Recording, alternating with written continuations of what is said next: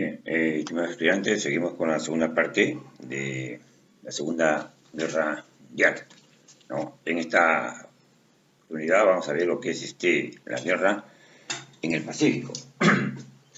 La guerra en el Pacífico, eh, a través de las pretensiones de expansión territorial del Japón, ¿no? Eh, Dejó el camino para que este país haga su ingreso en la guerra. ¿Y por qué? ¿No? Porque el Japón, ¿no? Tenía claras intenciones de expansión territorial, ¿no? Por todo el sudeste asiático y el área del Pacífico, ¿no? Entonces, al igual que el Japón, también Estados Unidos consideraba el Pacífico como un área de influencia propia. Y por este motivo, tanto Japón como Estados Unidos se hicieron enemigos. Y se hicieron enemigos, ¿no? Porque eh, ambos tenían pretensiones expansionistas, es decir, ganar más tierras a costa de la guerra. Y en ese sentido, el Japón, ¿no? Bombardeó por sorpresa la base americana de Pearl Harbor en Hawái, ¿no? El 7 de diciembre de, el 7 de diciembre, sí, de 1941. Y ante ello, Estados Unidos y Gran Bretaña declararon la guerra al Japón. Y en respuesta a ello, Alemania e Italia le declararon la guerra a los Estados Unidos de Norteamérica, ¿no? La movilización de los Estados Unidos fue rápida, ¿no? Y sorprendió por su impresionante rapidez.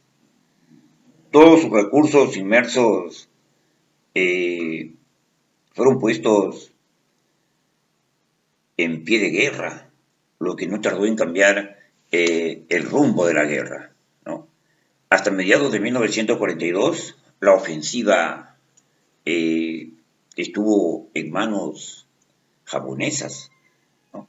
Y culminó con la conquista de Guam y de Filipinas en abril de 1942, y luego de derrotar al excelentísimo general MacArthur. La invasión de Nueva Guinea era el primer paso para otros objetivos a corto plazo, la conquista de Australia y la progresión hacia las costas norteamericanas del Pacífico. Sin embargo, las respuestas norteamericanas produjeron el primer viraje de la guerra en esa zona. La victoria norte en Midway cerró la ruta de las islas Hawái y el estancamiento japonés en Nueva Guinea alivió la presión sobre Australia. Y a partir de 1943, coincidiendo prácticamente con la primera derrota alemana en el frente oriental, se iniciaba la reconquista americana con la victoria en la batalla de Guadalcanal en febrero de 1943 frente a las fuerzas japonesas. Es decir, empezó, ¿no? Empezó el predominio de Estados Unidos en esta Segunda Guerra Mundial. Luego vamos a ver lo que es la contraofensiva aliada y el fin de la guerra, ¿no? O sea, la victoria de Estados Unidos, ¿no? En el ámbito aéreo deslumbraba que esta guerra se iba a finalizar pronto. Y fue así, ¿no? En diciembre de 1941, Estados Unidos hacía su ingreso a la guerra por los aliados de 1942. Ya habían 26 países, ¿no? que estaban en guerra contra el eje, ¿no? El eje comandado indudablemente por los Estados Unidos, el país alemán, ¿no? Y luego viene la derrota alemana en la Unión Soviética, Y aquí resalta pues la gran resistencia que puso el pueblo ruso de Stalingrado y se convirtió en la primera gran derrota alemana en la Segunda Guerra Mundial, ¿no? Y esto eh, permitió pues que los países, ¿no? Los países aliados tengan un aliento moral, podríamos decirlo así, ¿no? Porque ello permitió pues que se dé un nuevo impulso, ¿no?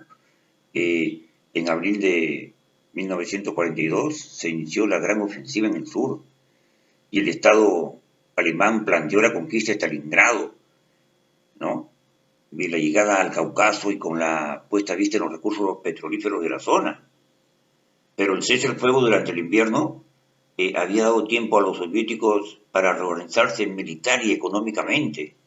Y por esta razón, la resistencia de Stalingrado se convirtió en la primera gran derrota de Alemania en esta Segunda Guerra Mundial, marcando el punto de inflexión del conflicto. Y sobre ello viene el avance aliado sobre Italia, ¿no? El avance aliado sobre Italia, que a mediados de 1943 los, los angloamericanos llegaron a Sicilia y ahí Mussolini, el Duce, ¿no? Fue sacado del cargo, ¿no? Y, y Italia pidió el armisticio. Y pidió el armisticio y al mismo tiempo Italia pasó al bando aliado el 8 de septiembre de 1943. Pero ahí también se produjo un gran rescate de Mussolini, ¿no? Mussolini fue rescatado por los alemanes, quienes ocuparon el país y frenaron el avance de las tropas aliadas, dejándolas estancadas cerca de Nápoles, ¿no? En tanto que Mussolini creó una efímera república en el norte de Italia. Y luego ya se vendría el tercer frente, ¿no? El tercer frente marcó prácticamente el desenlace final de esta guerra, ¿no? ¿Y por qué decimos que marcó casi el desenlace final de esta guerra? Porque la situación en Italia hizo evidente la necesidad, ¿no?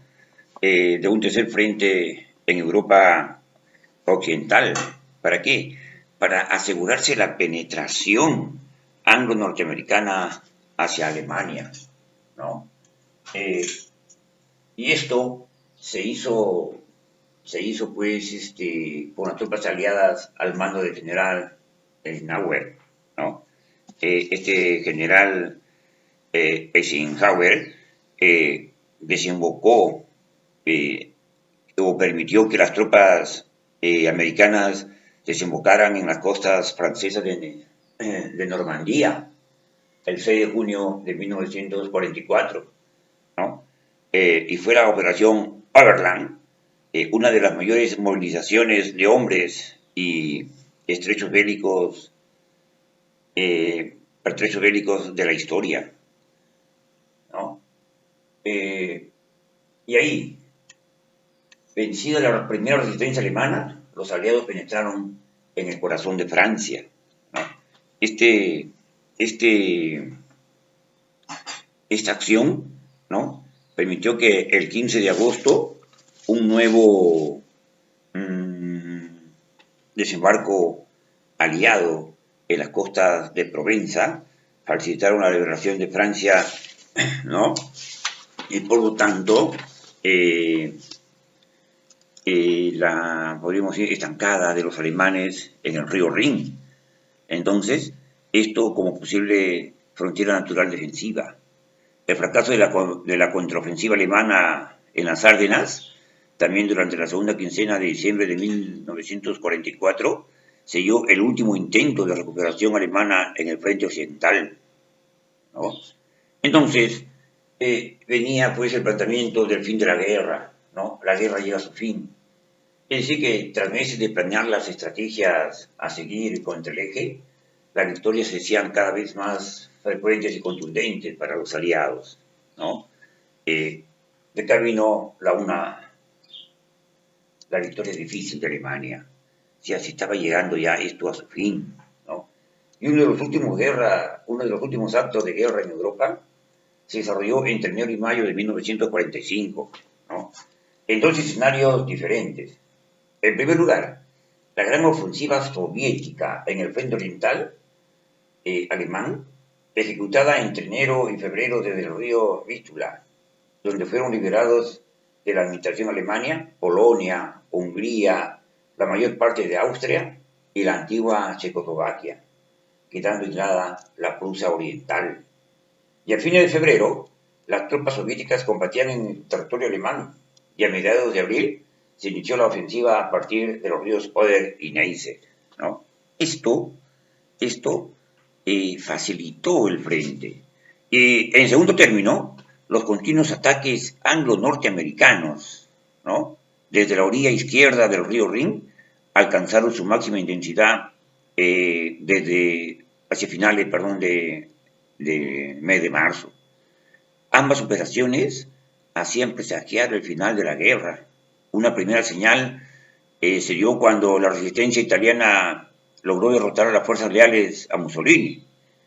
Y Mussolini fue ejecutado pues, en abril de 1945. Es decir, era el momento de iniciar el cerco final de Berlín. Y el 25 de abril, tanto las tropas angloamericanas como las soviéticas entraron en Torgau, ¿no? A un centenar de kilómetros de Berlín. Y tras una dura resistencia del ejército alemán, Hitler abdicó, ¿no? El 30 de abril, cediendo el cargo al general Dönitz y se suicidó, ¿no?